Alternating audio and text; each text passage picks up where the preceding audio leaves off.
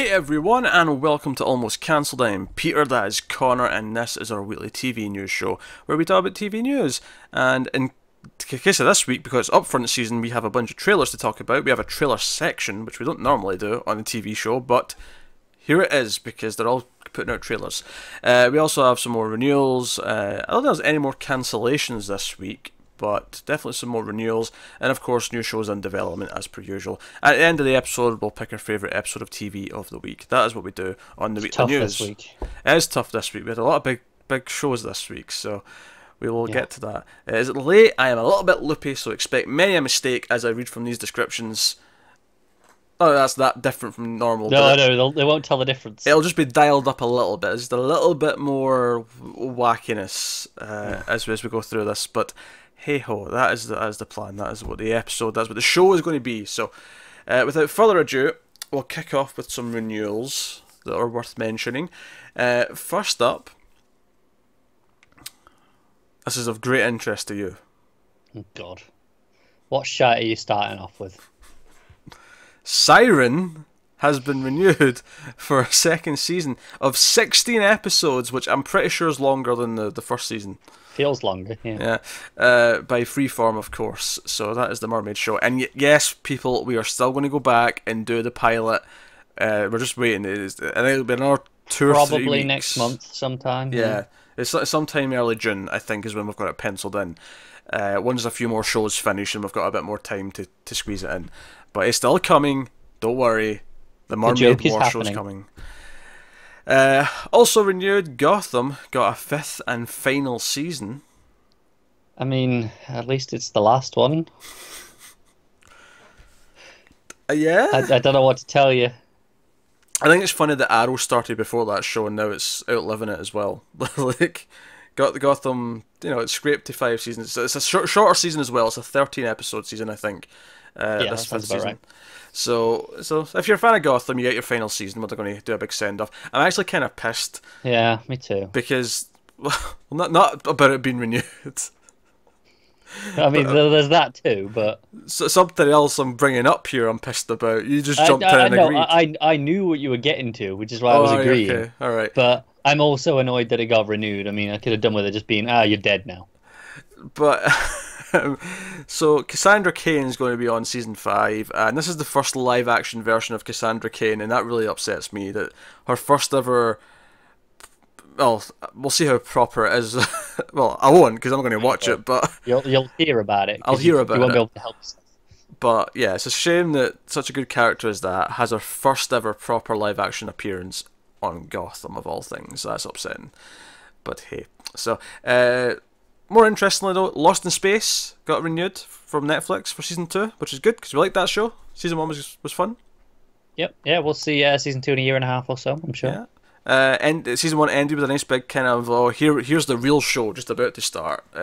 So super exciting. So yes. Good news.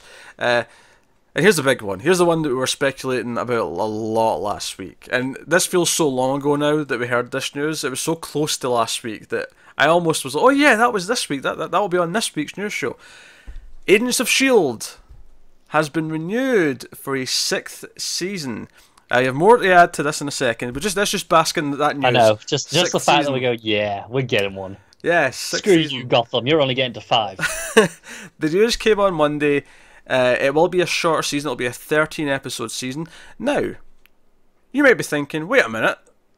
Gotham's getting a 13-episode final season. If I go back to good shows like Fringe and Chuck, they had similar things where they had 4 full seasons and then they get a 5th season that was 13 episodes as a final season to wrap up. It's a pretty common occurrence. However, ABC President of Entertainment said that this is not being envisioned as the final season. It's just a change in strategy. I wasn't even reading that. I just messed it up. I just messed up speaking English. Oh, good job you warned them. I know. So, yeah, they're not looking at this as the final season, which is actually kind of cool. Because they flat out said, this is his quote. I feel that the season we just had was creatively our strongest yet, she told attendees. We don't plan it as the final season. The show has a loyal and passionate fan base. It does incredibly well in delayed viewing. So it's no guarantee for a 7. it's no guarantee But for a 7, but they're saying, it's quite possible. yeah. So that's cool. And here's the other thing. So I think I assumed immediately when I heard 13 episodes, okay, it'll probably be mid-season. They'll probably save it till January. Because if they wanted to sort of interact with Avengers 4, which they're probably going to want to, they have to start it after Christmas, right? Then came the very interesting news that this will not even be airing then. This will not be airing until after Avengers 4. This is going to air in the summer next year. Now, it does suck a little bit in the sense that we have to wait longer for it, but... This is... Yeah, I've seen people being really annoyed. They're like, oh, they're moving it to summer. This is death for it. I'm like, you people don't understand, clearly. Like, this to me is fantastic news, because summer means it doesn't have to do as well. It kind of gets away with a bit more. It doesn't. My only concern is the budget's going to be next to nothing. That's the only concern I have at this point. That's fair. Although I did see this season we've just wrapped up. That's had the smallest budget yet. Yeah, I can tell. Right, you can tell because it's all got the interiors. Because, yeah, 90% of it's taking place in the one building. Right, but it doesn't feel restricted, and when it goes and does effect shots, they look better than they ever have. Oh yeah, the effect shots when they have them look great. So that they're spending their money wisely when they need them. So yeah, it's a smaller budget than they've ever had, but the show's not suffering for it. No. I mean, season 4 is still the god tier season, but oh yeah, I don't think that's necessarily because of budget. Season 4 was just fantastic, and 5 was going to have to really. It's a worthy follow up. Yeah, no, it's strong. It's probably its second strongest season, maybe. But yeah. It was going to have to really do some amazing things to top season 4. Season 4 was fantastic. But no, this is exciting. 13 episodes. Coming after Avengers 4 will actually alleviate some concerns we had about what it might do to tie into Infinity War. We won't get into spoilers here, this is the news show, but when we talked about where it might go to tie into that movie on the S.H.I.E.L.D. review a week or two ago, we had some worries and concerns. This actually kind of nullifies all of our worries. It does, because even if they do have the effects of that movie affect it, we can still play with the aftermath. We can still play with the aftermath, but we're actually skipping it. Like, we come back. They might set a little bit of it before Avengers 4 to sort of lead into like how it affects it, but it'll essentially we can go almost right to it. We don't have to like spend most of the season before we fix things that may happen. Also, I did see a huge joke that. Half the episodes. It's already affected here. Yeah. I got the joke. Everyone thinks we're so smart. I know. It gave me a good chuckle when I saw it this morning. Everyone thinks we're so smart. But no, so yeah. So we have to wait a bit longer, but I am pleased with this. And honestly, those comments do make me feel kind of optimistic that this won't be the final season. It's the most optimistic they've been about the show in a long time. I feel like because it does have a passionate fan base that will always show up for it, I think they're like, oh, this is guaranteed viewing figures, even if it's during the summer, when like nothing ever does that well. No, it is. It's something that they know they can put on, and okay, it may not do, primetime numbers for the typical the season, but for the off season in the summer, that's advertising money that they probably wouldn't, because it's mostly reruns otherwise. And if it ties into Disney wanting it to stay around because it ties into movies and it's a good place to promote things, during the episodes. If they're holding it over because Disney do want to transition it to their streaming service when that launches, which I've heard a lot of speculation, probably just more wishful thinking than anything else. But yeah, I'm not sure on that one. Yeah, I don't know. I don't know how I feel about that. I mean, it'd be cool. I don't know if I necessarily feel like they're wanting to transition a show that's already going to be 6 seasons deep. At least. Yeah. So, but either way, I'm feeling actually kind of optimistic now that this isn't the death knell, like this actually might be I can see, like I said, it doesn't need to do as strong in the summer. It can do more or less what it's doing now and be a huge success in the summer on those numbers. I can almost see this being like the start of like a trilogy of seasons in the summer, like before it ends. Yeah, I can see 2 or 3 seasons of this quite comfortably. Which will please me greatly. And what I do wonder, though, actually, because anyone who does watch the show will know that season 4 was very successful because it split its season into 3. Season 5 only split it into 2, so that was a little bit more drawn out. I wonder if this 13 episode season is still split into 2, a 6 and a 7. I think you could if they want to, but at the same time, 13 is tight enough they could just do one story. They could. I'm just thinking though that that's almost the same length as the pods were in season 4 anyway. So 6 and 7. No, it's true. Yeah. So I could see them doing it. I'll be curious to see what they do with that. But I think it's worth noting though, with it being in summer, that the pod structure really worked because they built in the breaks of this is where the time's up. Whereas here it's just going to be we're going to run straight through. Which is why, as much as this season has been 2 arcs, it hasn't felt quite as distinct. They've kind of run into each other a lot neater than season 4, because there's not been as much break time. Nah, there was a few weeks off between the arcs, and that was about it. Yeah.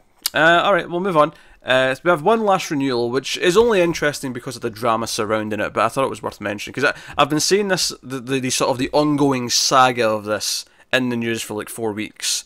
But now that it's finally got a conclusion, I thought, I'll mention it now. I'll talk about it now. This is Lethal Weapon. Are you familiar with what's going on with Lethal Weapon right now? Yes, I am. Right, so basically it was in limbo, and even though the show does quite well and Fox wanted to bring it back, it was in danger of being cancelled because Clayton Crawford, the co-star, the co-lead, obviously Damon Wayans being the Murtaugh, Clayton Crawford was the Riggs of the show, and he had been reprimanded on set twice for fairly serious incidents, citing basically working conditions, safety concerns in working conditions. On at least one of the occasions he was also directing the episode, and he actually got Damon Wayans injured. Damon Wayans got shrapnel in his arm, I believe, was the thing that happened. And it's gotten to a point where no one wants to work with them. Damon Wayans apparently despises his guts and didn't want to speak to him ever. A lot of tension on set, a lot of concerns about his behaviour, that kind of thing. Apparently he gets very passionate when he was working and therefore gets very uptight and angry about things and very demanding.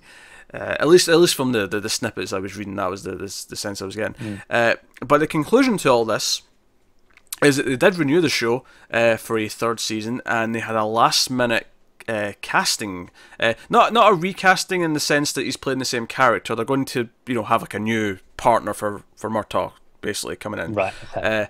But Sean William Scott has been cast in the show, and he's going to be the new co-lead. Okay. So Stifler is that his name?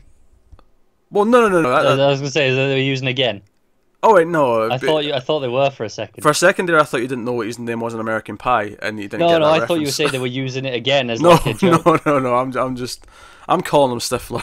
Okay, that's fine. I thought that the way you said it, I thought that's what you were reading the article still. No. I don't. I've not given his name yet. I don't think. I think they just cast them so last minute. That'll do. That'll do. Right. Well, we'll write his character later. Sean William Scott. He's the new co-lead. Yeah. So yeah, it's just interesting, and I'll be curious to see if that works out. I saw some fans of the show because even we were surprised. We did the pilot, and we were surprised that it wasn't a train wreck. Like that's maybe okay. We didn't want to keep watching it, but there was a lot of people who did like it, and most people expected it to be bad, and then it ended up being pretty decent for them. So I feel like most people are giving this a chance, even though they're not necessarily excited about the fact that they're one of their stars has been replaced. But yeah, it was far from the worst thing we tried, even that year. Oh yeah, well it was the same year as the Rush Hour pilot, and that by comparison was. Oh god, I forgot about that. That was a bad time. Yeah, it was. So we'll talk about some trailers. We got some trailers to talk about from TV studios. Obviously, this is not all of them. All the main networks put out a bunch of trailers. It's the upfront season, so all these trailers, all the footage comes from the pilots they've already shot, and in most cases, they typically, essentially, give you an abridged version of the pilot. Yeah, it's like a 3.5-4 minute trailer, which is. Here's the first 40 minutes of the show. Yeah, pretty much. Luckily, it's so early that by the time we watch any of these shows, I'll have forgotten most of what I saw. So that's good. But I didn't put them all in here. I put in some relevant ones, some ones that I thought were interesting for X, Y, or Z reasons. Do you know what? There's one that I got to, and I was like, oh, that's why you've put this in. You know which one it is. Aye, because Lauren Cohen's in it. She was in Chuck. Yeah. So, first up, Charmed. The Charmed reboot. You'll notice there's no Roswell because that is going to be a mid-season show. So I never got a trailer yet from CW. That makes sense. But we got Charmed. Charmed, of course, was the three sisters, the witches, originally back in the 90s. It was basically a trashy, light-hearted version of the hit television show Buffy the Vampire Slayer, as how I would describe it. And that's okay. And that's okay. Yeah, it was fine. I mean, its plots were never. It was never as witty or as deep with its writing or had as much like metaphors and analogies going on. But it was it was a fun monster of the week, super powered. Yeah, I didn't watch it probably religiously. I saw an episode here or there maybe. I think I binged it after Buffy was finished because I wanted something else to watch. You needed something to fill the void. And I binged most of it. I don't think I ever got around to watching the final season, but I saw 7 out of 8. I think I've maybe seen 10, 15 episodes total, just kind of here or there. But regardless, we have a new version coming, and this was the trailer for it. And we got a whole sense. I think it's interesting. The first thing the first thing I want to say is that this is CW as shit. That's the first thing I want to say. That was the first thing that came to my head as well. It's got the cheesy music playing. It's got the three sisters, sisterly love, and they're all happy. And there's a bit where they're like, "Oh, you got to be sisters. You're really, really good together." And they're like, "Yeah, of course." Like, no sisters in the history of sisters have ever acted that nice to each other. What I thought was interesting though, just from comparing it to the original show, is that they're going more with the Paige version of the third sister, where she didn't know the other two because in the original show we had Prue, and then the actress wanted off the show, so they had to replace her, and a third sister you never knew about shows up.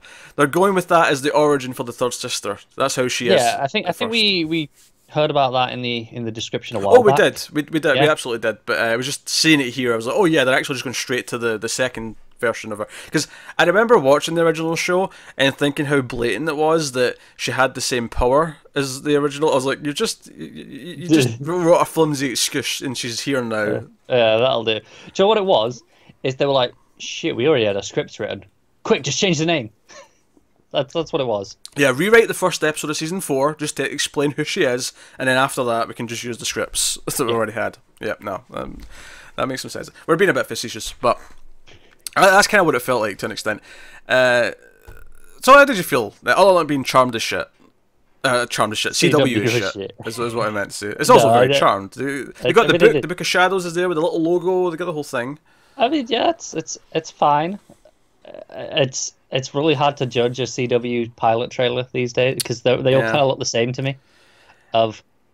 Here's a handful of young people doing something magic-y.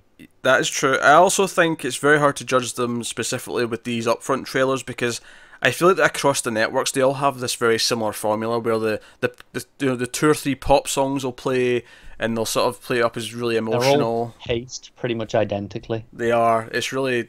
And you can tell they're all there to feel like you can just imagine them at the upfront showing this on the big screen to the audience. Yeah. Like they're all there to fill their slots, and then the creators will come out and talk about the show, and that's it. These are not trailers that they're not. These aren't the trailers they'll put on TV to get the general public just interested in the show. No. They'll be much tighter trailers. I mean, it looks fine. I think like whether or not it's something that we like past the first episode. Like, I would not put any money on. No, it still looks like it's pretty trashy.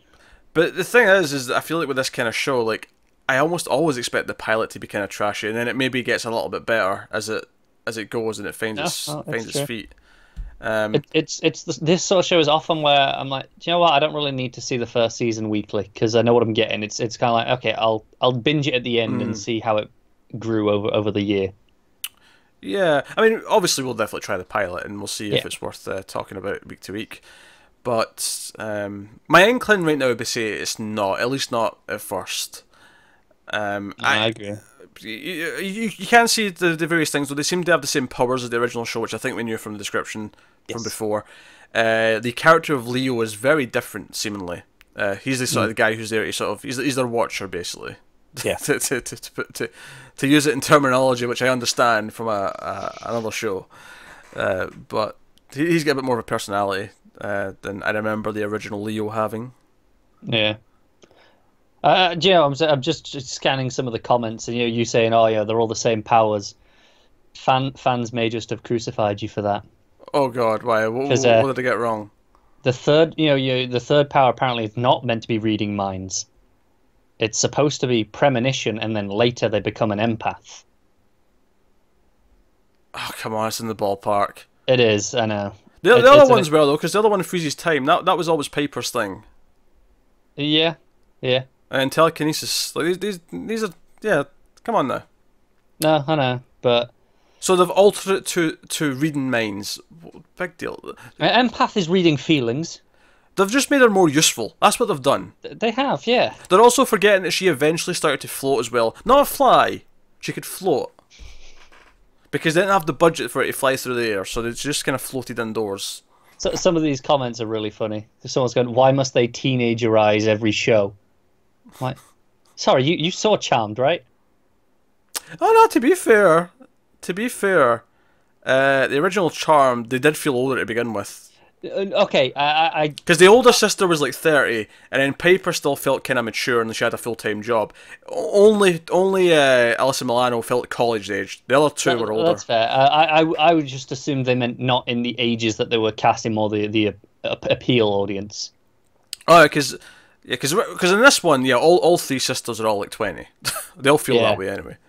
The reason I say that, I assume they're referencing, the audience appeal rather than the age of the characters, is that they also they say that it's like watching Shadowhunters in that comment. Now that's a fair comparison. If it maps out to feel like that. Yeah, it is. Then it might. I don't know. Yeah. I don't know. But hey, so check out the trailer. The links for these trailers are in the description, might I add, so you can check them out for yourself. It does seem like a lot of the fans, original fans, are not that into this trailer. Just scanning this. I mean, I'm not that passionate about the original show, so I don't really feel like No, obviously I've got very little to do with it. I mean, I've seen another concept, I'm familiar. I don't care, but I mean, this looks fine. It looks like a CW show, which means for better or worse. It looks fine. Like I'll tell you right now, though, watching the trailer, I'm looking forward to getting past the whole, "Oh, our mother was a witch and she's been killed. We have to all band together." Like, okay, right, that's your drama for the first episode to get everything out in the open. Like, it's one of those things where I look forward to what comes after the pilot more so than the pilot itself. It's one of those that you have to do, but you don't really care. So we'll move on to The Kids Are Alright. This is a sitcom. Now, I didn't put any other sitcoms in because I looked at a few other sitcom trailers. What I'll say about the other sitcom trailers I looked at Cool Kids. We talked about that a couple of times. I looked at the Single Parents one. And what was really striking me about all those trailers... Well, maybe not Cool Kids. I think that was single camera. But Cool Kids and then at least one other one were multi-camera comedies. And oh my god. Do you know how dated a laugh track feels like in 2018 in like a new like HD trailer? Like I'm watching a HD sitcom and there's a laugh track. I can't picture it in a trailer. I can still picture, okay, here's an episode from last year. No, that's got a laugh track, but the laugh tracks were in the trailers, and it was like I was like, what is this? This feels weird. I feel like I'm watching like a relic of a previous time. And the funny thing is, I don't feel that way when I'm watching an old show with a laugh track. No. But when you show me, and do you know what I think it is? I think, like, honestly, having like HD and stuff, and I mean, I don't think sitcoms have made it to 4K yet, but they will at some point. Is that multi-camera shows? The sets just inherently look a bit more fake, and I feel like doing that in HD as well, it just looks it just feels a little bit more rough. Or actually, it's the opposite. It's not rough. It's too clean. Is the thing? It's too perfect. Well, that's it. Because obviously, on a multi-camera, all the sets are just on a stage next to each other. Yeah. And they'll just move scene to scene between them. So they are very just cheap and knocked up and just half open. I couldn't believe I was watching some of these multi-camera sitcom trailers and I was like, this feels so dated. Like I have no interest in even trying any of these. They all look awful. Wow. Okay. And some of them even have good cast that I like. Martin Mull's in the Cool Kids one. Because he's ancient now, so he's in that. Yeah. Then the other guy I recognised, whose name I couldn't tell you, but he was in a bunch of stuff in the 90s, and I know his voice. He was in Lois and Clark. Right. Okay. We did. He was the Invisible Guy in Lois and Clark. Okay, I know the guy you're on about. Yeah. Yeah, really distinct Yeah. voice. Like he's one of the old guys, like in Killer Kids. But anyway, kids are alright. I put this one in because this one had a bit more of a style and a tone to it. It does. This is a family sitcom, single camera, but the whole thing is it's set in the 70s and there's 8 sons. So there's no daughters, it's 8 sons and then the parents. Yes. And it's got a very Wonder Years-esque narration to it, like the middle kid. Mm. The middle, was it Ginger? I think it might have been Ginger. I think he is. Well, it's an Irish Catholic family, so There you go. they're mostly ginger. You know, it put me on the wrong foot though when it started because they immediately tried to do this thing where it was like, oh, here's a modern political comment, but we're going to put it in 70s context, and it was like so on the nose that I was like, oh, okay, I get it. Nixon, Watergate, yes, phony news, yes, very funny. Once it got into the actual like the Wonder Years-esque like narration from the kid, and it was kind of looking at it on this through this lens. I was like, okay, I can kind of see the tone here and the style. Yeah. Yeah. There's definitely I read the description. This is the one where it's inspired by the childhood of the writer and producer. Yeah, okay, because the narration is obviously someone who's living in present day, thinking back to his childhood in the 70s, so that makes sense. Right, and I wonder if they go as meta as just, no, it is the writer, producer of the show, and they address it maybe a bit more directly. Ah, they might. They Like, don't necessarily have he to, is but they successful, and that's where he got to. Yeah, no, they could do that. They could just leave it kind of vague. Like, I'm just a They could person do, in yeah. present day, yeah. Because I'm assuming it's a voice actor and not the actual. Although that'd really crack me up if we found out it was the actual producer sitting down and being like, "All right, I'm gonna do my VO." Yeah, that would be funny, just because he can. Yeah, but it looks okay. It looks like the sort of thing that's worth. If you like the Wonder Years, if you like even something like Malcolm in the Middle, definitely some of those vibes. Yeah, definitely.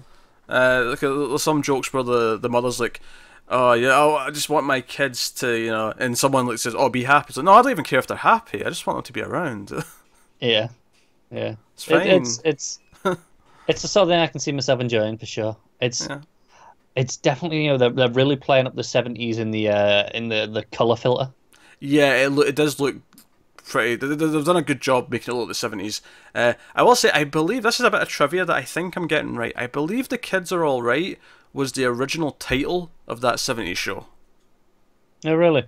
Yeah, I don't know if that I don't know if they're aware of that or. I feel like it has to be. If that's true, it has to be an intentional homage, right? To choose this. Well, I was assuming that the reason why they both had that title was that they both got the name from the same place. Like that phrase is associated with the 70s for whatever reason. I couldn't tell you why, but maybe. I just assume maybe they're fans of that and they've gone, hey, we'll use that because they're set in the 70s as well, and we'll go with that. Honestly, I'm actually all for. I like the idea of setting sitcoms in different periods.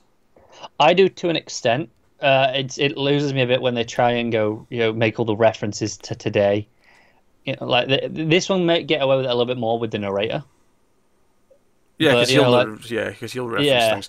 That's fine. But it was like the joke at the start. I'm like, that's fair. That's fair. Because I've not watched the Goldbergs. I know Matt likes it, but that's like set in the 80s. So the idea, you have an 80s sitcom and stuff. Yeah, I kind of like it.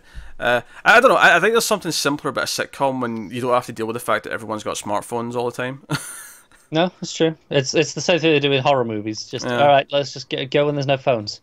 Yeah, pretty much. So we'll move on then to The Rookie, which is an ABC show. God, what's the look in your face for? This is the one where I was like, why have you put this in? And then, oh, that's why you put this in.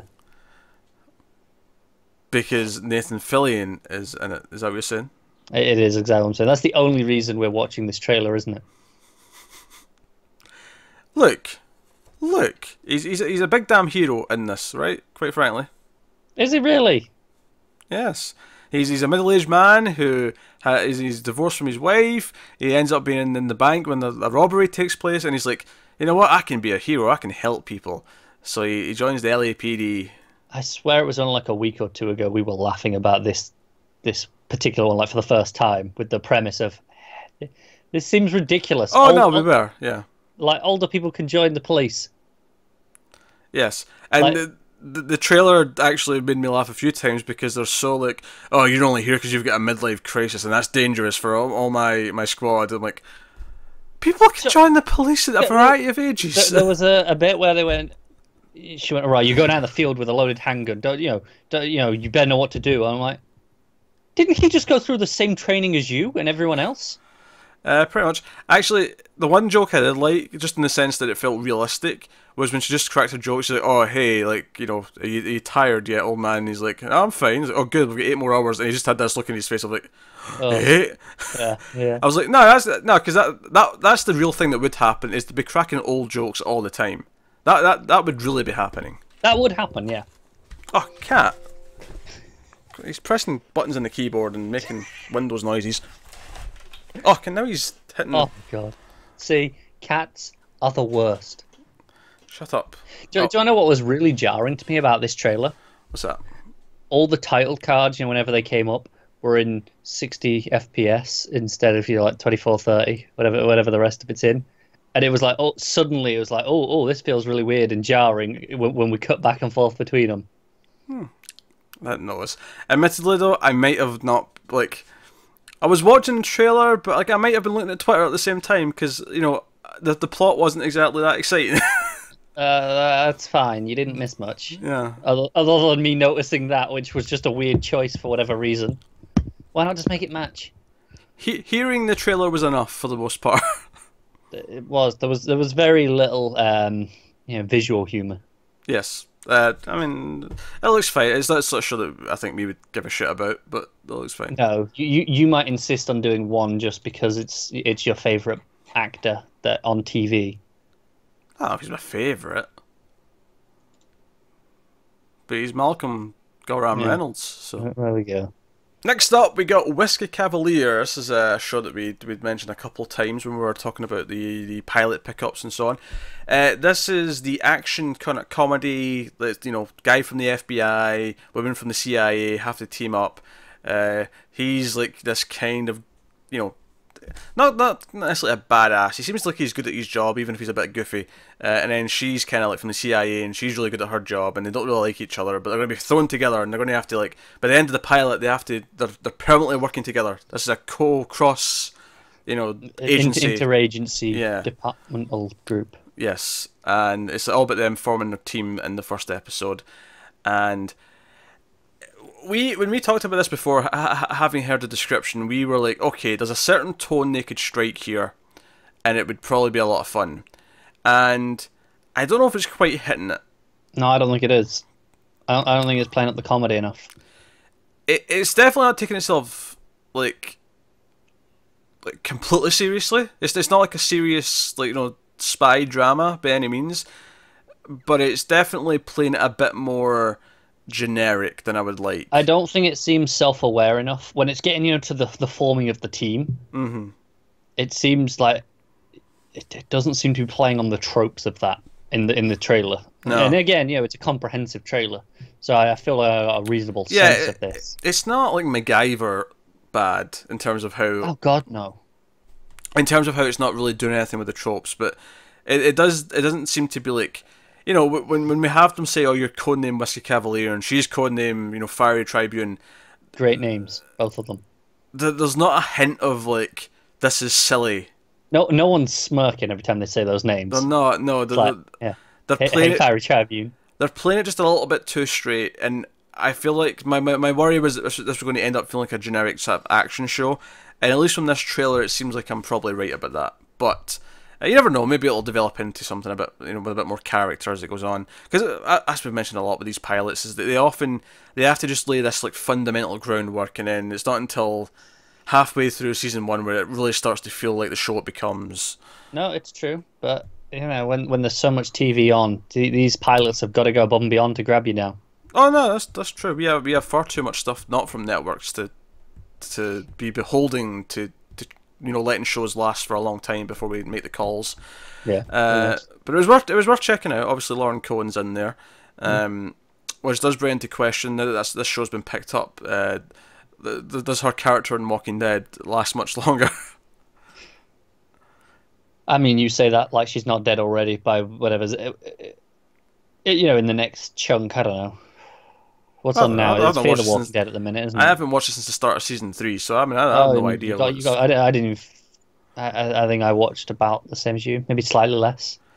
So I have no idea who's alive and who's dead and what's going on. Yeah. I don't know. She could be dead now for all I know. I don't think she is, but I mean, otherwise I feel like I'd have heard about it, but I don't know. Yeah. All right. Next up, Fox show called The Passage. It is a vampire show, but kind of. It's more like a vampire disease, but it's contained until there's an outbreak they're trying to avoid. But the real show is that our main dude is told, okay, right, so all of our subjects who are trying to develop a cure for this are all failing, but we think kids might work.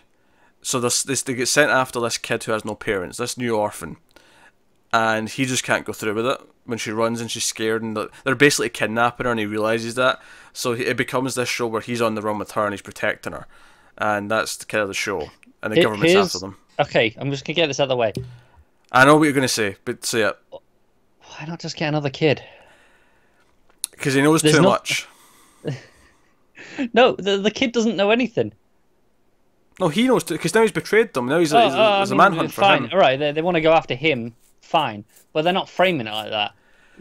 They're going, we need that kid. Do you know what? I'm going to give them the benefit of the doubt and assume that in the episode itself, there's a reason why she's like one of only a few candidates that they could possibly have. See, I thought that. I questioned that, and I was thinking back through the trailer, and I watched some bits, and I was like, no. They were just like, no, we just need a kid, who's got no family. That's why I'm saying that there might be more to it that they're just not putting in the trailer. I have to assume that, because this is too stupid not to have an answer for that. It is stupid, but she's not the only orphan. Right, that's my point. I'm like, I don't understand. Is there something special about it, or? Yeah, there probably is, or even if it's as strict as, okay, it can't be someone who's already in an orphanage, because then they're like people know she's there, right? It has to be people who have just lost their parents, and it's before they go into the system. But even then, there'll be a new kid eventually. It won't be too long before there's another kid somewhere in the country. Right, and also, I mean, you're kidnapping them from an orphanage anyway. Even if they are in the system, if you're a big governmental department, I think you can cover up kidnapping. Which is why I'm saying there'll be something else in the show that explains why it has to be her. Joe, it says a lot that I do not have the faith that you do on this. I assume that is stupid. No, don't mistake this for faith. I am saying it must do, because if it doesn't, it's stupid. Yeah, I'm willing to just believe they're stupid. I think that's the most likely explanation. I'm not willing to throw them under the bus. I'm going to give them the benefit of the doubt until proven otherwise, because no doubt we'll check out the pilot and we'll know for sure if there's a good reason we will. Why it has to be this girl. That said, though, this is all from the pilot, so arguably this is all in the first couple of days before they're like, okay, right, there's no new kid to get yet. Maybe episode 3 is like, okay, a new kid's appeared that we can get. I just feel like, why don't we just go, all right, forget it, we'll just go get another kid. We'll wait a couple of days. Maybe, right? She was already injected with the first part of whatever they have to do, and they don't have any more of it, so they have to get her now. Well, yeah. See, I thought that. Okay, if you tell me, oh, you started it and she escapes. She's ran off with the first part of the sample, and now they have to get her because she's the only one who has it. Yeah. No, I thought that maybe she escapes after you start, but again, I feel like that's something you show in this trailer. Like it feels like a real glaring omission that there's nothing of that. As for the actual vampirism, I mean, cool. You're pale and you got some blood around your mouth, I guess.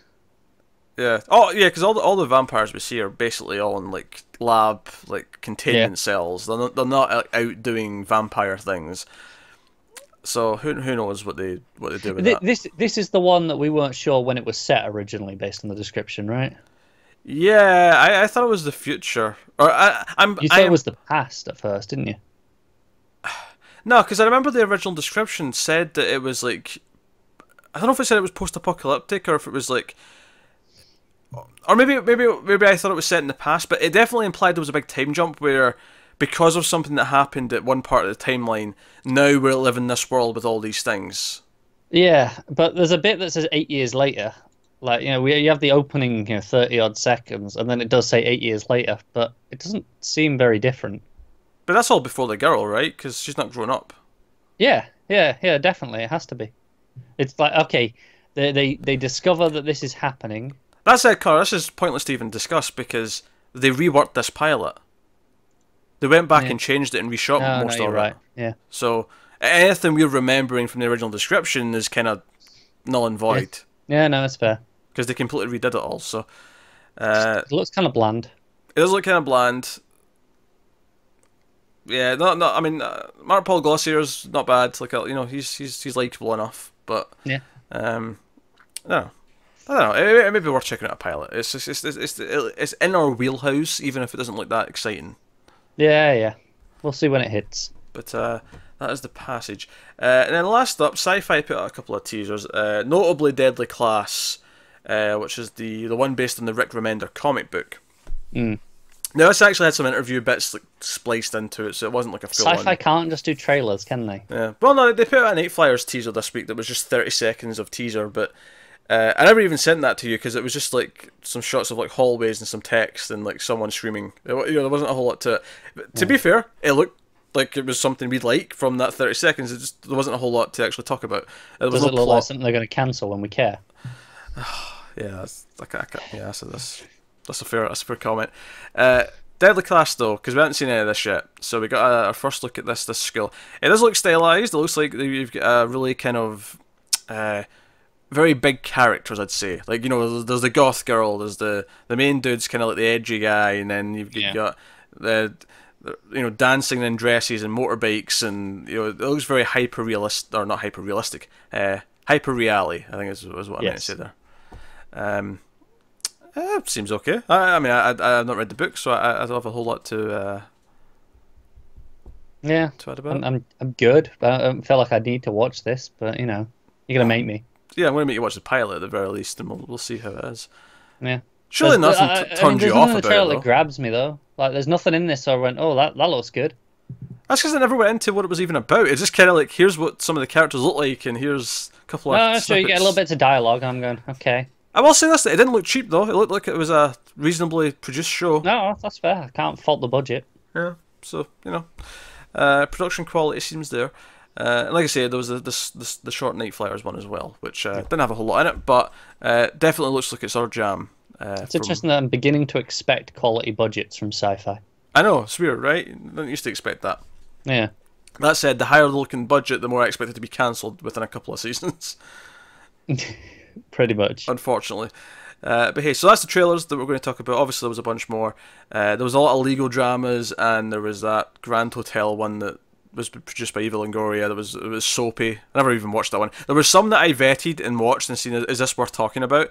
And then there was a couple I was like, oh, that's that courtroom one, Proven Innocent, or whatever it was. And I appreciate this, because last year you just made me watch everything. I did, and it took forever. It took we were here forever. all night. So I condensed it down, I vetted them and said, no, these are the interesting ones. I'll be honest, I was prepared for a huge list. I was prepared to watch these trailers sped up on YouTube to 1.5 speed. They're like, come on, I'm not watching 20 of these things at 4 minutes. Look, I'm a sensible man. Sometimes.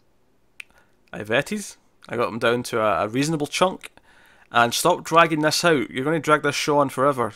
You're going to dispute everything. So let's move on to other things. Okay, so here's the thing. We talk about CW scheduling, shouldn't we? And some other CW things. So we should, yeah. So here's the thing. So they're changing the schedule up a little bit for the DC shows. I mean, technically the whole schedule's shaking up a little bit. But relevant to us is the DC shows on the CW. And they've added this Sunday night of programming this year. And sure enough, one of our CW DC shows is moving to Sundays. Supergirl is going to be on Sundays. Yes, along with Charm. Along with Charm. Charm's going to be on after it on Sunday nights. Which may or may not be relevant, should we end up keeping that on and reviewing. But Supergirl's going to be on Sundays. And then Monday is going to be Legends in the 8 o'clock slot. followed by Arrow in the 9 o'clock slot. So Arrow's moving again. Arrow's went from Wednesday to Thursday to now going to Monday come this fall. And then Tuesday is what we've been having for a while, which was Flash at 8 and then Black Lightning at 9. Which, first of all, remember just 6 months ago when they said we'll never have all 5 DC shows on at the same time? Remember that? Yeah, I do. But as I pointed out to you, that was before we had a Sunday slot available. That was when it was Monday through Friday, and they was basically saying we don't want one every night of the week. And having 5 in 3 nights is is better than spreading them out. Apparently. That logic doesn't quite track for me.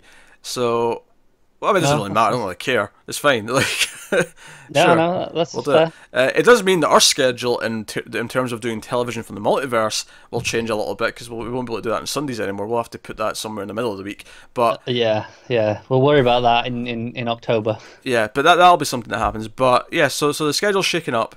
It does make me curious as to what they're going to do with the crossover come more than that in a minute. But when we get to that in the start of December, does that mean we get one Sunday, 2 Monday, 1 Tuesday? Or do they juggle it up for that 1 week? Kind of like how they did this past year, where they put Arrow on a different night. Because I'm wondering if Black Lightning takes a week off, assuming it's not part of the crossover, because it could be.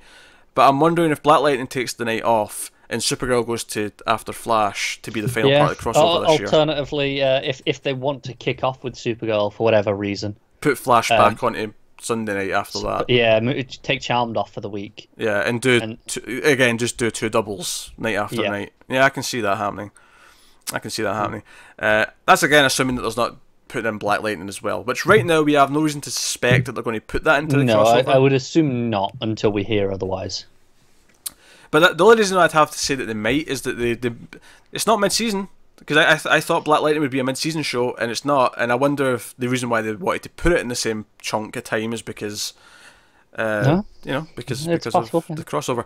It's also worth mentioning we have no idea what the episode counts are for either Legends or Black Lightning. Legends has been trickling up 1 by 1 each season. It went from 16 to 17 to 18. So my money's on 19. I'm calling it 19 episodes for Legends season 4. I'm putting a firm bet on 18. It's found a sweet spot. Okay, all right, that's fine. Black Lightning is completely up in the air. Like that could have went to a full 22. That could still be 13. It could be anything in between. I have no idea. I think it stays at 13, and then they can replace it at mid-season. Because that's the Tuesday after Flash, right? Yes. That's iZombie's traditional slot. But you never know where they... No, I say traditional because obviously all of this is moved around. But if they want to keep that the same, then, by the 13 episodes, that ends, and then you can shuffle iZombie into it. No, that makes sense. But you never know. Because obviously Riverdale went from 13 to the full 20-odd episodes. Oh, yeah, there's no guarantee by any means. And they've not bothered telling us again, so who knows what it'll end up being. Yeah. I think interesting to see Charmed on the Sunday with Supergirl and not paired with Supernatural, which I thought would have been the obvious choice. No, Supernatural got Legacies, which is the Vampire Diaries original spin-off, which is still vampires and demons and shit. Yeah, no, I get it. So, I don't know. I guess they went with the Sunday night's ladies' night. That's what I'm thinking. And then Thursdays. I mean, arguably, I still think there's a high female audience for Supernatural and your Vampire Diaries spin-off. I would assume it's a higher percentage of female audience than male. Yeah, well, I mean, come on. I mean, Jensen Ackles is a very handsome man. I think it's commonly accepted, right? I can't fault the lady. Like, it pains me that if you said to me, if you had to pick a man in the CW, right? Me as a straight guy, if you had to pick a guy in the CW, it pains me that I have an answer without thinking about it. But I do. And his name's Jensen Ackles. He's a very attractive man. Has a proper jaw. He does have a jaw. He's a perfectly symmetrical face. Joel, it's funny. See, whenever you ask a straight guy about which men are attractive, it always comes down to math. It comes down to who is evenly proportioned on either side of the face. Who's got a big, strong jaw? Yeah, there's that, and then occasionally you'll get someone go, but they've got the rugged thing going. Yeah. Oh, a beard. Yeah, you can't fault a beard. I mean, right. Cool. That helps. Yes. Which men with beards are simply better. Does, or at least not last time I saw him. He doesn't, no, but that's the beauty of Jensen Ackles. He doesn't even need the He beard. doesn't need it. Yeah. Anyway, what was getting to? I have no idea. You were going on about your man crush. I was. Yeah.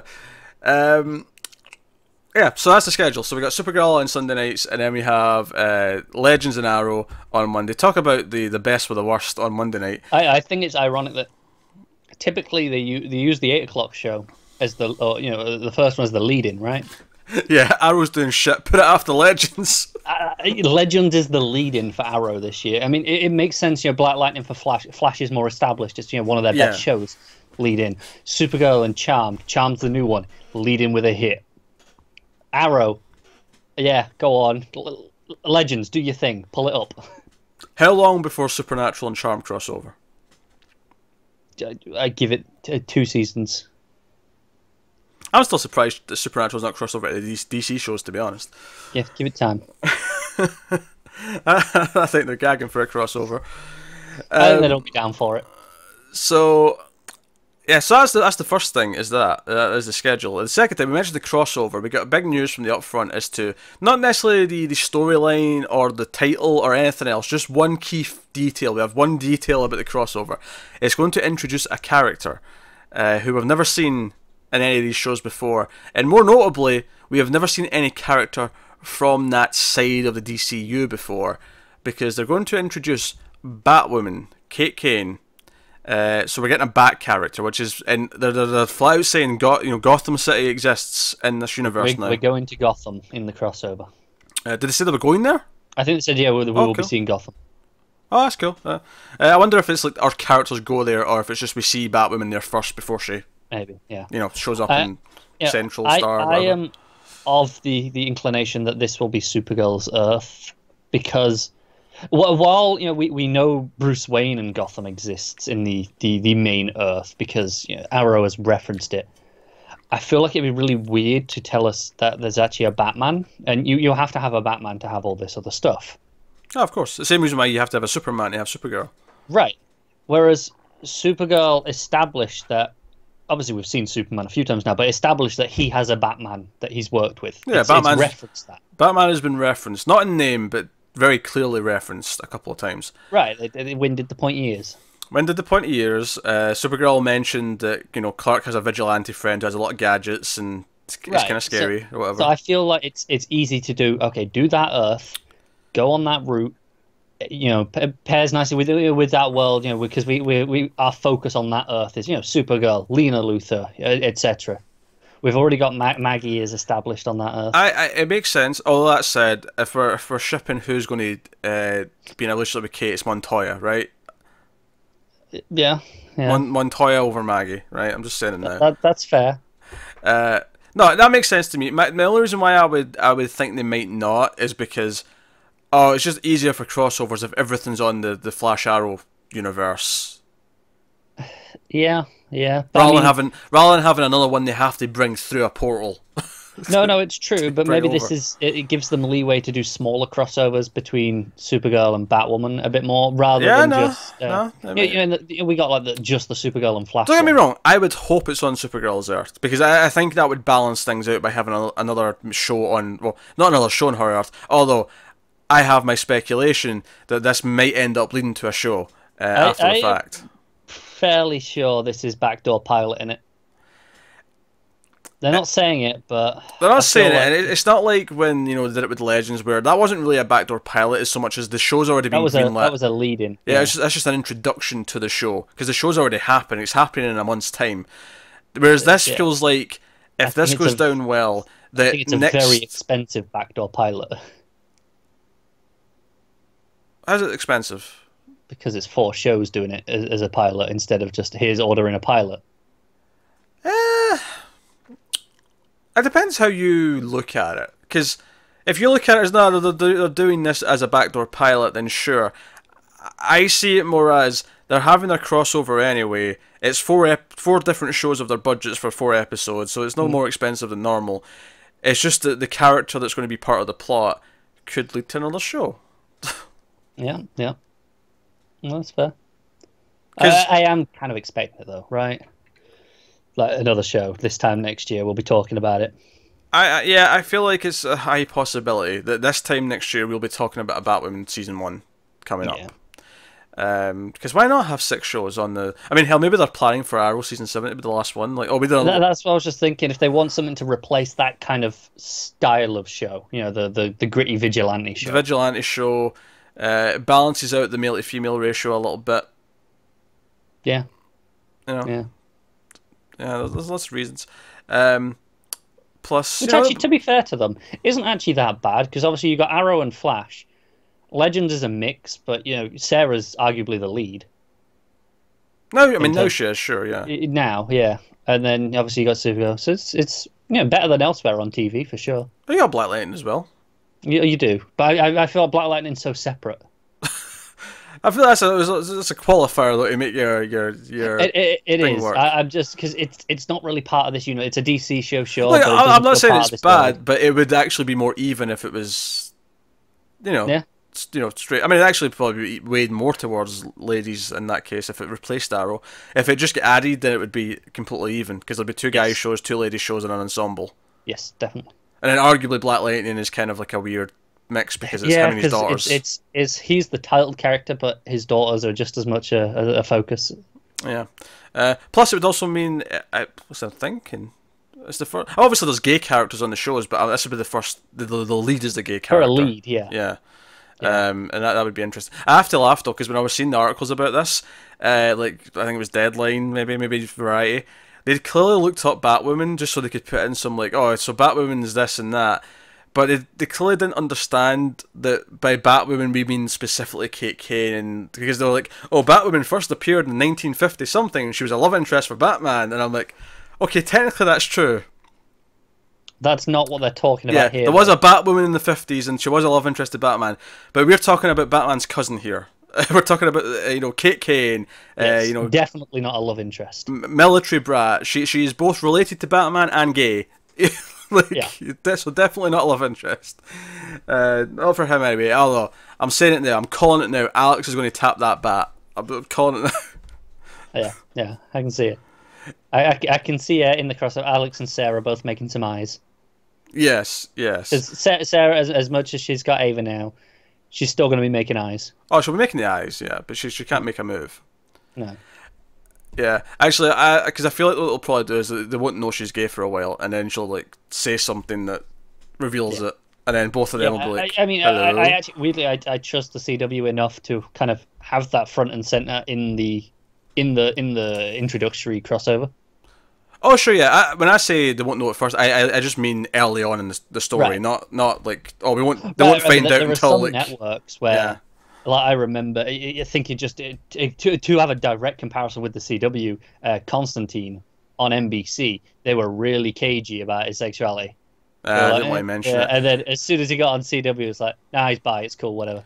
Yeah, because it's like, okay, yeah, no, we'll say in interviews, yes, he is bi, but on the show itself, it'll just never come up. Yeah. So it's one of those CW things. Immediately, it's like, yeah, of course he is, whatever. Yeah, no, that's fair. So that's it's all good news. And obviously, it's great to have a Bat representation because that's been sorely missing. What we need now is a Green Lantern, and then we're kind of set. I mean, it's not all the core members of each sort of like part of the world, but we can have a form of a Justice League. Yes, so that would be an interesting mix. So that's fun stuff. I think it's funny that the only core member that is really there is Barry, right? Arguably Oliver. I mean, he's more of the B squad. He's the B squad, yeah. But the reason why I say him though, he's not like Supergirl comes after Superman, Batwoman comes after Batman, Legends are like a bunch of C&D listers, half of whom are sidekicks and like newer versions of older characters. So he's still Green Arrow. Well, he's supposed to be at least. I mean, arguably the characterization is not quite there, but he's supposed to be Green Arrow. That's fair. That's fair. So there you go. So we'll talk a bit because everyone's probably mad at us now for talking because that was like 15 minutes on this. When we finally do get our actual Justice League right for the CW, we can have John Jones as a founding member. Oh, we can because he's there. God damn it! Because screw you, movies. So now I'm excited. I'm excited to see who's going to play her. I'm excited to see what the costume looks like. All the rest of it. So and I mean they do pretty decently on the costumes, and I feel like they're never like, oh, they're spectacular, but they're always adequate at the worst. Yeah, the best one is Supergirl. I feel like Supergirl's is perfect. And then, you know, Flash started off a bit rocky, got better as it went along. Still has that. I'm still not a fan of the leather biker kind of look to it, but yeah, I think that's something we just have to accept for TV though. Yeah. Like it just films better. Yeah, Supergirl's like the fabric on Supergirl's perfect. It's the only thing I would literally the only thing I would change is maybe fill in the yellow behind the S. Like that is the only that's like a minor. Yeah, thing. yeah, it's not necessary, is it? Green Arrow needs a goatee and he needs to swap the hood for the hat. Let's not be silly now. I like the The hat. hat's fine. You really like the hat? I do like the hat. Okay, I didn't have you pegged for a hat man. Him in the hat, canary and fishnets. I'm old school with those two. I definitely agree with the fishnets. That's all I'm saying. And not the weird dominatrix outfit that Laurel wore for some reason. No, I'm talking proper costume fishnets. But no, goatee definitely, but keep the hood. Hood's fine. Anyway, so let's just hang with the CW for a second. They did announce that a few of the shows that are coming back are their final season, including iZombie. Its 5th season will be its final season, but that's cool because it means they get to have an ending. They know what's going on. It's the last one. Same goes for Jane the Virgin and Crazy Ex-Girlfriend. They're both also having their final seasons. 2 of them are mid-season shows. I think Crazy Ex-Girlfriend is on in the fall, but it is. But I don't think it's a full 22. It's not. No, it's like 13 or whatever as well. But so they're just spreading that out. A nice slot opening up next year for Batwoman. 3 slots. Well, I'm thinking if you know 1 plus one of them's mid-season, so you know 1 and 2. If you want the full 22 odd, if you want the full 22, so sure, it's a slot and a half essentially. I would assume that they'll start with 30, kind of like Black Lightning and Legends didn't start with full 20 plus seasons. Depends if it's replacing Arrow or not. True, we can dream. We can. We can. My dream. liver can too. So there you go, that's all the CW news. We can move on. So one thing just to quickly mention, Designated Survivor was cancelled, of course, but Netflix are apparently interested in maybe picking it up. Yeah, there's some buzz. Yeah, E1 who do the show have been shopping it around, and apparently Netflix are into it. There's a few issues with Hulu having some of the streaming rights, and they'd have to untangle that a little bit so they could have the whole show as well as the new episodes. Yeah, but apparently the creators, the producers, and the writers are excited at the prospect of having a premium home for it because they can do a bit more. They can do some things they couldn't get away with before. I think Netflix does have the international rights already. They do, which is probably why they probably want it, because it probably does well for them.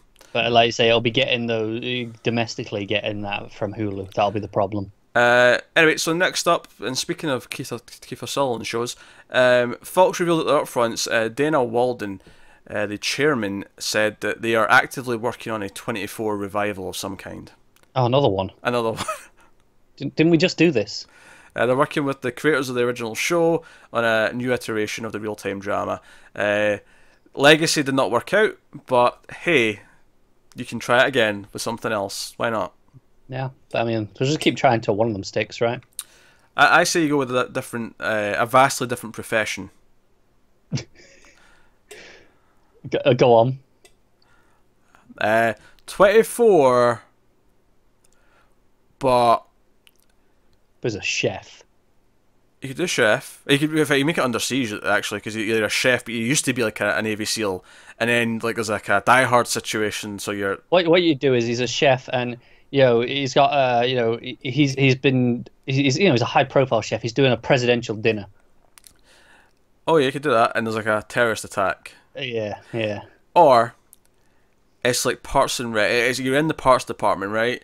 And there's a crisis that's going to last 24 hours, so it's like you're in the parts department trying to sort out all these complaints, and I don't know, natural disaster happens, and they try to deal with it. How many episodes of the 24 is it them doing paperwork?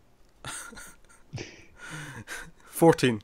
I thought you were going to go with like 6, but no, you shot high. Those will be the best episodes. It might well be. Anyway, moving on. LA's Finest, aka the Bad Boys spin-off, starring Gabrielle Union and Jessica Alba, might actually end up getting picked up by someone else. NBC passed on it, But now here's something I did not expect to read this week. Well, here we go. Sony Pictures TV is in talks with, because they're the producers of it. Yeah. Charter Communications are interested in maybe picking it up. Who? That's a good question. Well, I've heard of Charter Communications, but here's the thing, but they don't make shows. Well, apparently recently they announced they wanted to get into the original content game. They want to make shows. So this is where you start, the Bad Boys spin-off. So they may actually kick off with the Bad Boys spin-off. This, because I read that and went, wait a minute, this is Yahoo picking up Community all over again. Like, what? And hey, that's not a good sign, because Yahoo don't really do anything else since that. They did the one season and that was it. They've crashed and burned. Like, this was not a financially viable option for us. Why did we do this? So yeah, this was their first big move to original scripted content. Probably their only big move as well. You never know, it could be a hit. It could, but what are the odds? I can just see the trailer now with them going bad girls for life. Oh dear. Anyway, next up, Elizabeth Shue has been added to the cast of The Boys. This is the Amazon show. Eric Kripke's creating it based on the comic book about the vigilante group that goes after superheroes. There you go. Is that it? Quick. Yeah, I could give you the whole description again, but we've talked about I've given you this description like 5 times in the last few months, so I'm just going to... Yeah, but we're good for another 3 months. I'll just be brisk about it. It's fine. Next up, we have we're on to the new shows now. We're out of all the other stuff, and we're into like new shows that are in development or being greenlit. First up, Thundercats. We're getting a new Thundercats animated series. Thundercats Roar is the name of it. Cartoon Network, Warner Brothers Animation. It's set to premiere next year. I never watched Thundercats growing up, so I have no attachment to this. One, sorry. And that'll be clear when I try to read some of the character names in a second. So staying true to the premise of the original series. Speaking of Thundercats, you watch it. I'm watching you. Right. Staying true to the premise of the original series, Lion-O and the Thundercats, Tigra, Panthro, Chitara, Wily-Cat, and Wily-Kit barely escaped the destruction of their homeworld, Thundara, only to crash land on the mysterious and exotic planet of Third Earth. Is that our planet, or is this like in the future when there's been like... I don't know. We've moved. We've all went. I don't know if it's supposed to be. Oh, it's the third Earth, or it's supposed to be. Oh, it's Earth. But, we have third planet from the sun. Yeah, third planet from the sun. Or is it? No. We've migrated twice because we ruined our planet and then another planet, and then we're on the third one. I have no idea. What I will say is, I really hope that in the future we're inventive enough not to just go, this'll do, second Earth. I mean, no, let's be honest, it'll be New Earth. New Earth first, yeah. Right, and then third Earth, really? Come on, you do better than that. I'll tell you this, E3 is going to have to get a different name, because that'll be the name of the planet. E3. Ambitious that E3 is going to survive that long. Video games ain't dying anytime soon.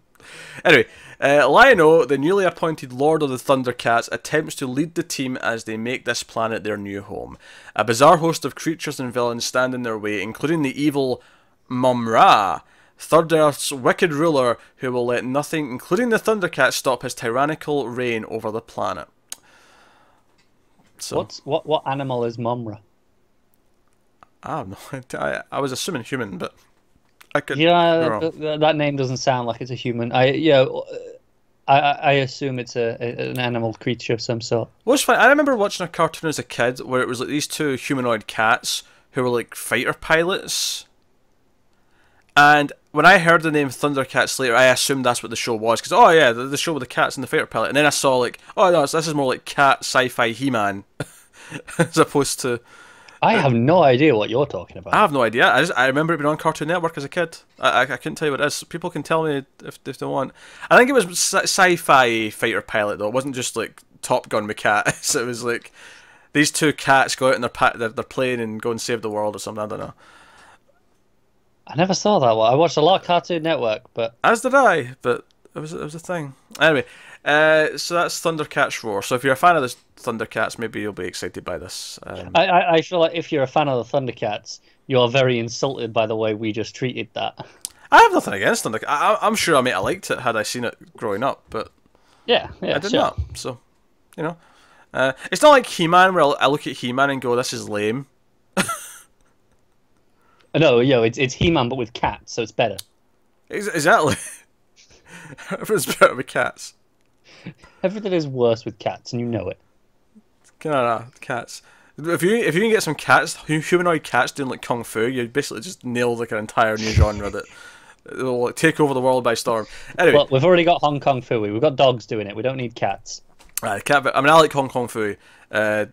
Although I've not watched it since I was a kid, I feel like if I watch that now, it might be a little racially insensitive. It may very well. I've got a feeling. I know we've got the comic crossover coming with Hong Kong Phooey, and I think it's Black Lightning. Okay. I'm looking forward to that. Do you know what? I feel kind of bad because I feel like if there was an Asian superhero in DC, I mean there is some obviously, but I feel like for whatever reason they didn't want to go New Superman, they didn't want to go Cassandra Cain. I think it's Hill writing it. Okay, all right. So it was more he asked for Black Lightning. Okay, all right. Because they just revealed that there's going to be a Sylvester and Tweety Pie with Catwoman, and okay, so the cat and the cat. So you'd assume like there's no martial. I mean, nah, there's not really a martial artist superhero in DC. No, they're all villains. Yes, Katana's a samurai. That's not. I mean. It's I mean, it doesn't have to be kung fu. It can be, it could be any of the martial arts. I think to make it work, but there's not really a DC thing, is it? No, they don't really have. I think they're going with Black Lightning because they can still showcase the racial elements. You know, that's their go-to character to do that with often at DC. No, it makes sense. It makes sense. Yeah, I don't know. Anyway, so. This is a really quick one. Freeform's given a series order to a comedy from Kenya Barris called Besties. It is a comedy revolving around a coming-of-age relationship between two lifelong female best friends. That's all you're getting. We'll just move on. From Freeform, I'm good. There's nothing to really add to it. That's fine. We'll move on. Yeah. Alright, on to the big shows then. And if you are sick of the DC Comics talk so far this episode, I'm sorry, but it's about to come back. Epix have given a series order to a show called Pennyworth. If you happen to be a DC fan, if you happen to be a Batman fan, you might recognise the word Pennyworth. You're like, oh, I know who that is. Alfred Pennyworth, of course, is the longtime butler of the Waynes and obviously the surrogate father to Bruce. And this is a prequel series focusing on Alfred. It comes from Gotham executive producers Bruno Heller and Danny Cannon. Pennyworth will tell the story of the title character's time as a former Special Forces officer living in London and working for Bruce Wayne's father, Thomas Wayne. Not Martha, as well. Come on now. The series will not be directly tied to Gotham or any other properties, so it'll be one of these things where it's just generally a prequel to Batman. Yeah, I think they're only referencing that because it's the Gotham executives. Yeah, they don't want anyone thinking it's that version of Alfred that we're doing. Yeah, I think that's the only reason they're telling us that. Now, if you recall, a few months ago when Metropolis, the DC Universe announced Metropolis, which was a Superman prequel set in Metropolis, with I do recall Lois and Lex doing fringe science. And I went on a bit of a rant. Because I was sick of prequels instead of just doing the actual characters, or at least doing, you know, I'd be totally cool. Like, obviously they're doing Batwoman, I'm excited about that. If they said they were doing a Nightwing show, if they said they were doing a Batgirl show, if they said they were doing whatever, right? I'd be happy with all those because it's all like, okay, they're strong enough characters to, you know, hold a series. They're strong enough to like just be contemporary and do like their take on their corner of the universe, right? Kind of like how Supergirl, okay, yeah, it borrows some stuff from Superman in terms of some villains here or there, but it's like, no, she's contemporary, those villains already exist, they reference that Lex has already fought Superman. There's a history. Yes, the history's there, it makes sense, it feels like it's in the world where Superman's already been around. I'm sick of prequels, especially to Superman, even though Krypton turned out to be really good. But that turned out to be really good because it broke a lot of the trends that I expected these prequels. Trends that Gotham is guilty of, trends that Smallville is guilty of, trends that I assume Metropolis is going to be guilty of. Probably, yeah. Now, I don't know what this is going to do with this. I don't know if this is going to necessarily fall into the same traps. I feel like it might get away, because it's a bit more removed than those other shows, right? It is. So it might get away with it. My worry, well, I've got two worries. One is it's from people from Gotham, and Gotham, So it's just going to be shite. What I saw was terrible. Yeah. My other worry is that, other than the fact that he's called Alfred Pennyworth and that he knows Thomas Wayne, it'll just be a show about a guy who's in the army. I think that's the thing. I think that's a perfectly fine show. It's not for me. Yeah. That's a perfectly fine TV show. If you tell me, oh, hey, it's about a dude in the army. Now, obviously we'll check out the first episode. Of course we will. Yeah. But, like, I am not excited by the prospect of Pennyworth. I said this earlier in the week when this news hit, but anyone who follows the movie news that we do will have seen a trailer a couple of weeks ago for Teen Titans Go to the Movies. And the opening gag of that trailer is that they're making an Alfred movie. Yeah, and everyone's like, what? And Dick Grayson Robin is pissed because he thinks, oh, a movie about Batman's sidekick? It's me, finally, I get a movie. And then the joke is, no, it's Alfred. Yes, and it's that trailer is very self-aware. It's a joke. It's like, this isn't going to happen. Now, don't get me wrong, I like Alfred. I'm not saying Alfred isn't a good character or whatever. I just... Not every freaking supporting character in everything needs their own thing. Right, and that's the point of the opening of that Teen Titans Go trailer. It's like, hey, we don't all need this. This is overboard. Don't get me wrong. He was in the SAS. He did do theatre. He has some stuff in his backstory where at least you can see what the show would be about. So it's not quite as ridiculous as the Aunt May solo movie that Sony were threatening us with for a little while. But it still kind of reeks of along the same lines, right? It still has that kind of vibe to it. It feels like what can we afford to use as a show? You're willing to sell us Alfred? Okay, we can do something with that. Yeah, I'm not excited about the prospect, and it's not that I don't like Alfred. I love Alfred. Alfred's great, but Alfred. But you like Alfred in relation to Bruce. Yeah, I like Alfred being catty when he's talking to Bruce and being salty. I like Alfred being the father figure. I like Alfred looking after the Robins. I like Alfred coming out with sandwiches for Dick. Yes, all this stuff. That's what I love about Alfred. I don't necessarily think I mean, this could end up in a really great show about a guy in the SAS. It could be, but and that's the thing. There are comics that have played with that. Like right now, the story going on in Deathstroke plays with Alfred's history in the SAS.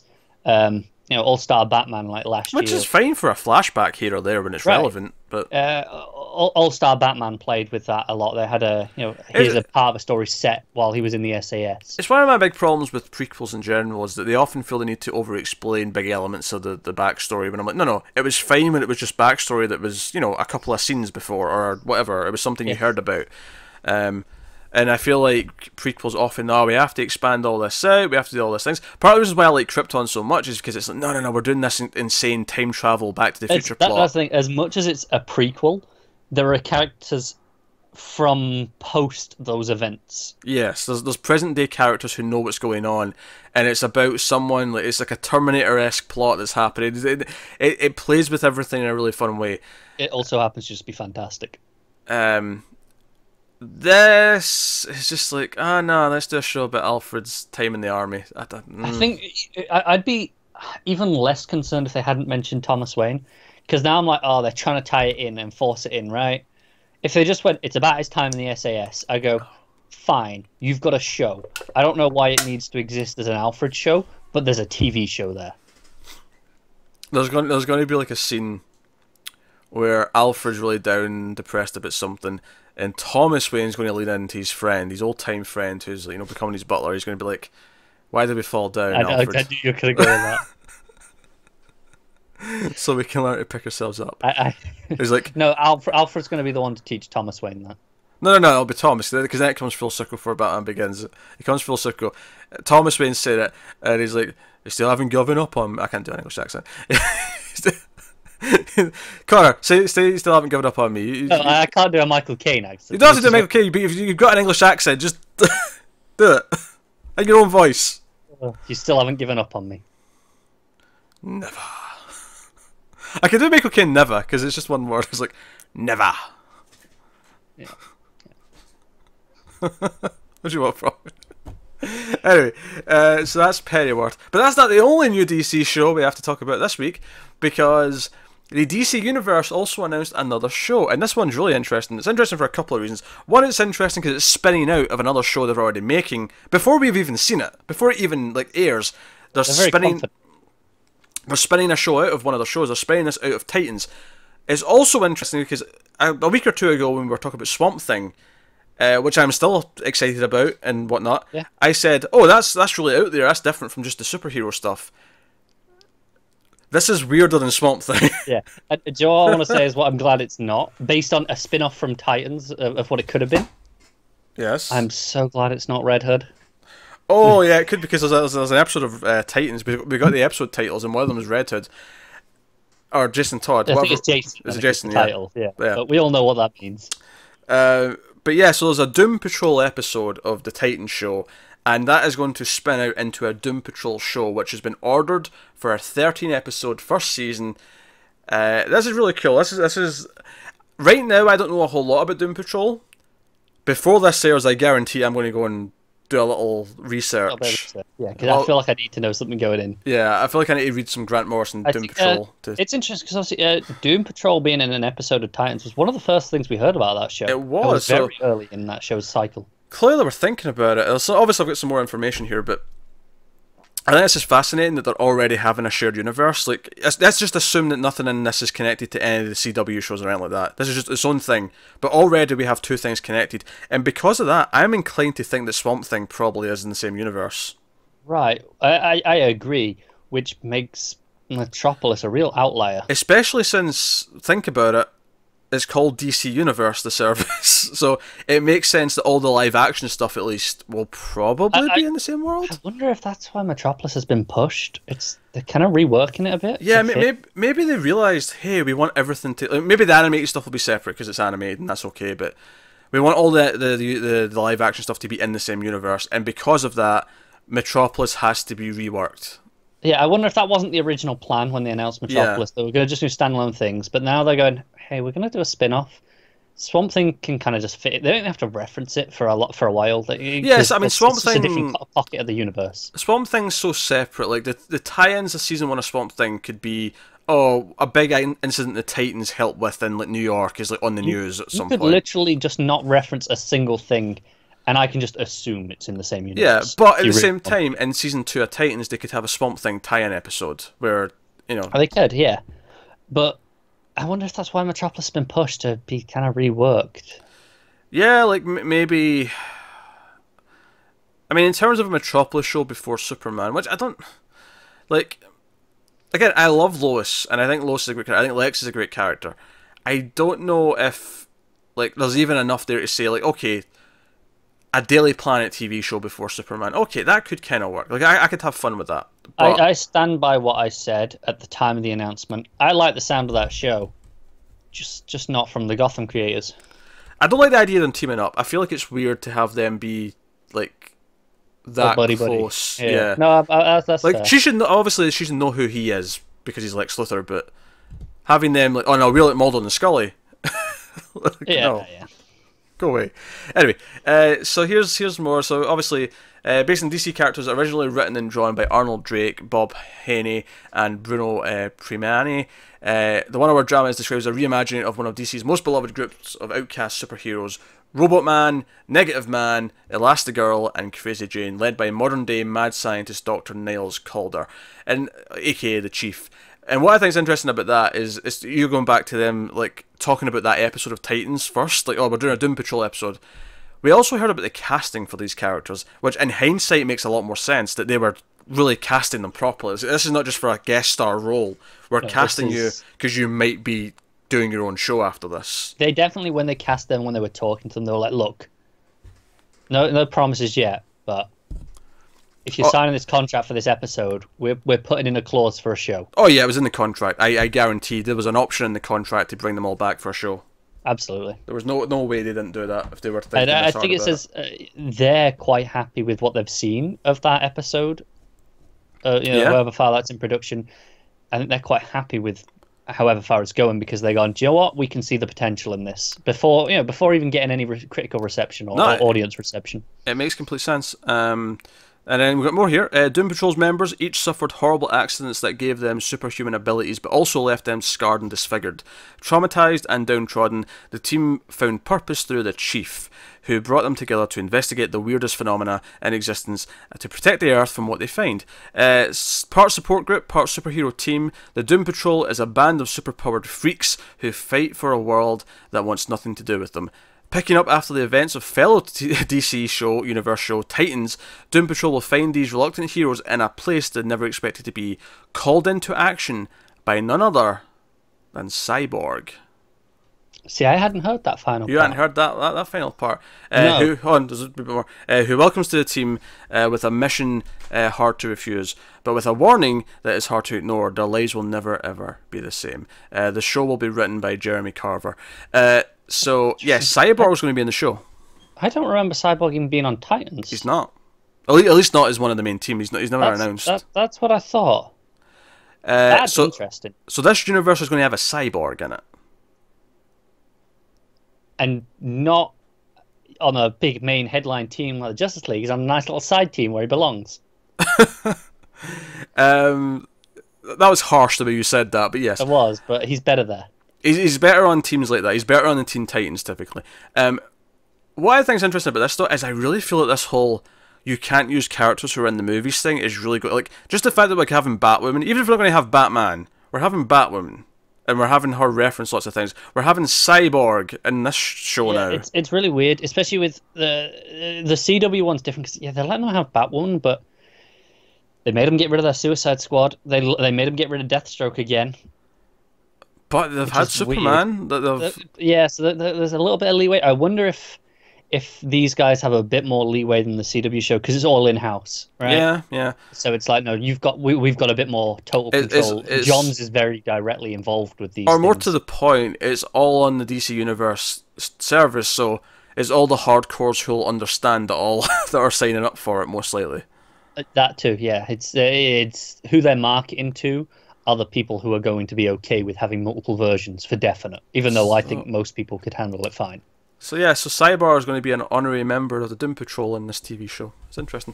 Him and Robot Man should get along swimmingly. Yeah, some cracking banter. Yes, they'll be sharing their grease. Sure, why not? Why not? Maybe that's too personal. They oil the joints. Maybe that's a really personal thing, though. Maybe.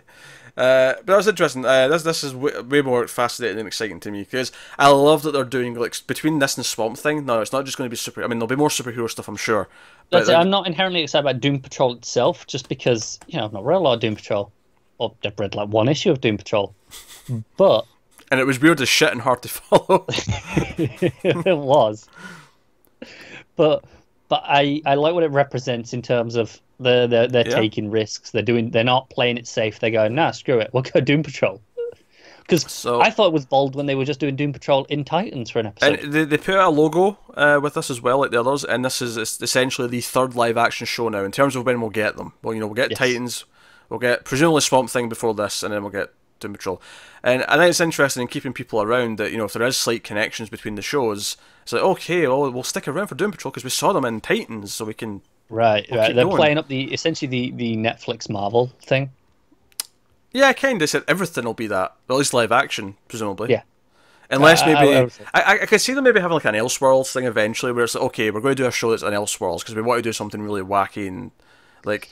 This is, Batman, we'll do like a Gotham by Gaslight TV show where it's all set in Jack the Ripper times. Like they could do something like that and it would be kind expensive.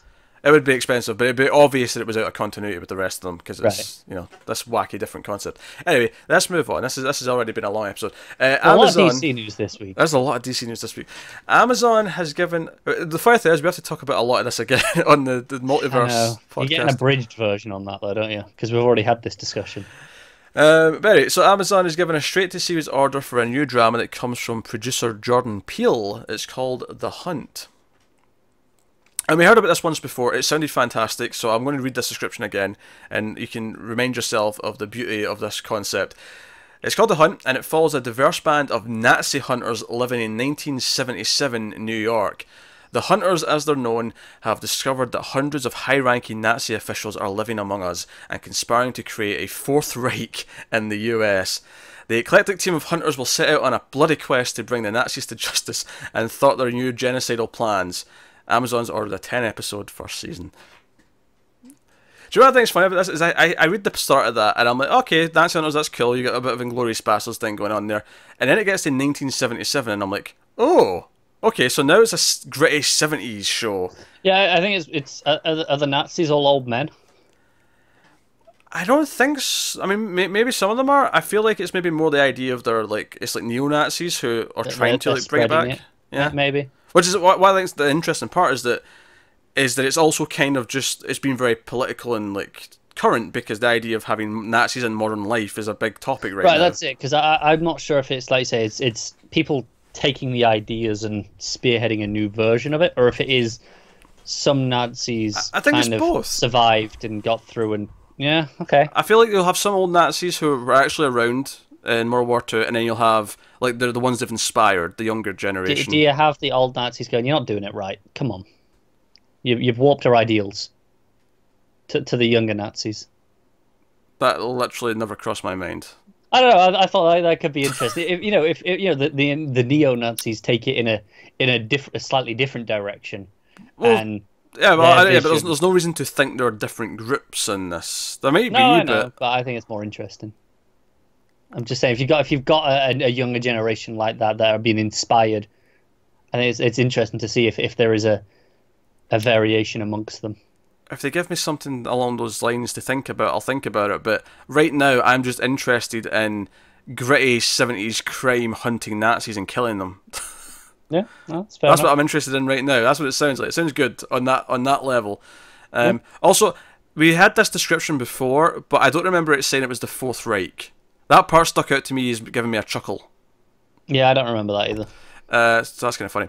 But no, sounds interesting. It's based on an original idea drawing from real life events and created by David Well, who will also write the show. So there you go. That's an interesting concept. So yeah, we get The Hunt coming from Amazon. That's the thing. All right, next up, Guillermo del Toro has sold a new horror anthology series to Netflix. So they've ordered a. Actually, they've not actually specified how many episodes. So who knows how many this will end up being. It could end up being like a Black Mirror situation, like 6, it could be 10, who knows. I think because it is going to be standalone episode stories, it could end up being anything. Just depends on how many good scripts they get. It does, depends just what they're feeling, right? But it's called Guillermo del Toro's Presents 10 After Midnight. Now, they're lucky they didn't call it Streams After Midnight, because my lawyers would be on the phone, like, right now. You'd have to get some lawyers first. The lawyers would be like, we've got lawyers, don't you belittle me.